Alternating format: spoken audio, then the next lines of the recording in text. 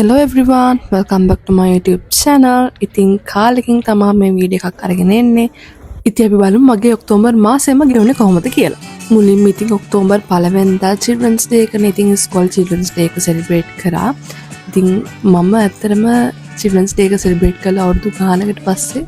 ස්කෝල්දී ඒ දේ දකිද්දි ඇත්තටම ඒක මට මාරම වෙනස් අත්දැකීමක් වගේ තමයි දැනුනේ. කොහොම හරි අපේ ස්කෝලේ ළමයි නම් ගොඩාක් ඒ දවසේ එන්ජොයි කරා.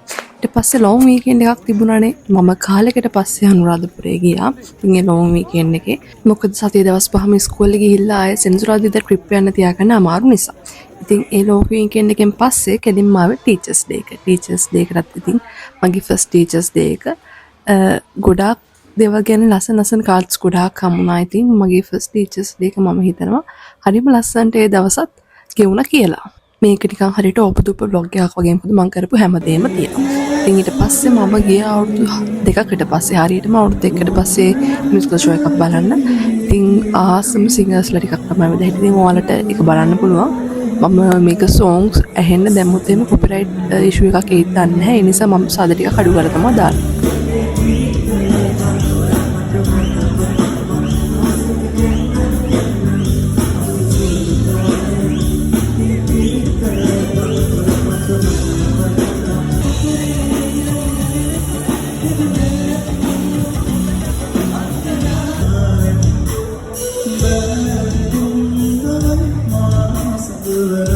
වාසනාව කියන්නේ ඔක්තෝබර් මාසේ ලොන් වීකෙන්ඩ් දෙකක් සෙට් වුණා. ඉතින් දෙවන ලොන් වීකෙන්ඩ් එකේ කාලයකට පස්සේ ලොකු ට්‍රිප් එකක් ගියා.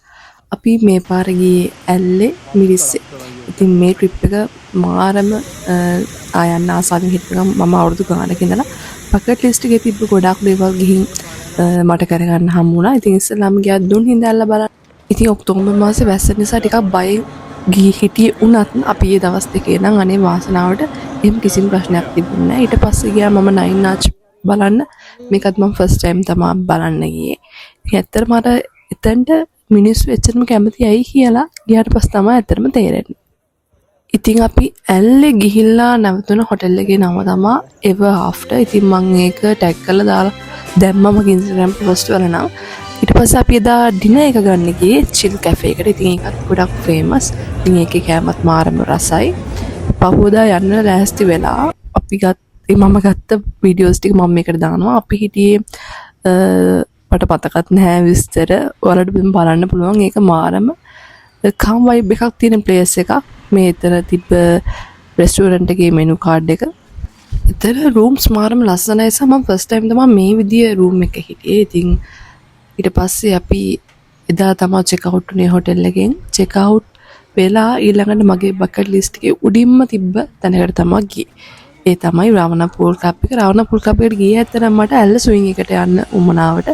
ඉතින් මේ වීඩියෝ එක නම් ඔයාලා දකින්න ඉතින් මම TikTok එකේ දාලා තිබ්බා. කොහොම හරි මේක නම් මම ආසාවෙන් හිටපු දෙයක් කරන්න. ඉතින් ඒක කොහොම හරි එක්ස්පීරියන්ස් කරන්න හම්බුණා.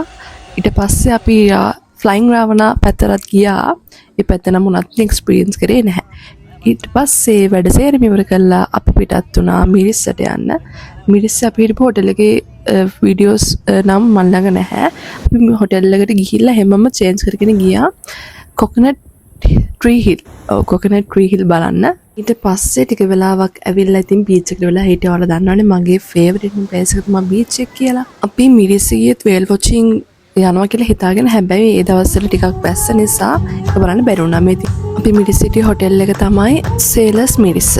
ට්‍රිප් එක ඉවර කරලා ගෙදර ඇවිල්ලා ඉතින් සුපුරුදු පරිදි ඉස්කෝලේ ගියා. ඉතින් දැන් ඉස්කෝලේ වැඩ ටික කරගෙන යනවා. බලමු ඉතින් තව මාස ටිකයි ඒකත් තියෙන්නේ. ඉතින් ඇත්තටම ඉතින් වැඩ ටික කරගෙන යනවා. ඔයාලට පහේ අහන්න දේවල් තියෙනවා නම් ඒ ගැන අහන්න. ඉතින් මම හිතනවා ඔයාලා මේ vlog එකකට කැමති වෙන්න ඇති. මේක මික්ස් එකක්. මොකද මම මාසයක්ම වීඩියෝස් දැම්මේ නැති නිසා. එහෙනම් අලුත් වීඩියෝ එකකින් මට හම්බ වෙමු. Thanks for watching. Bye bye.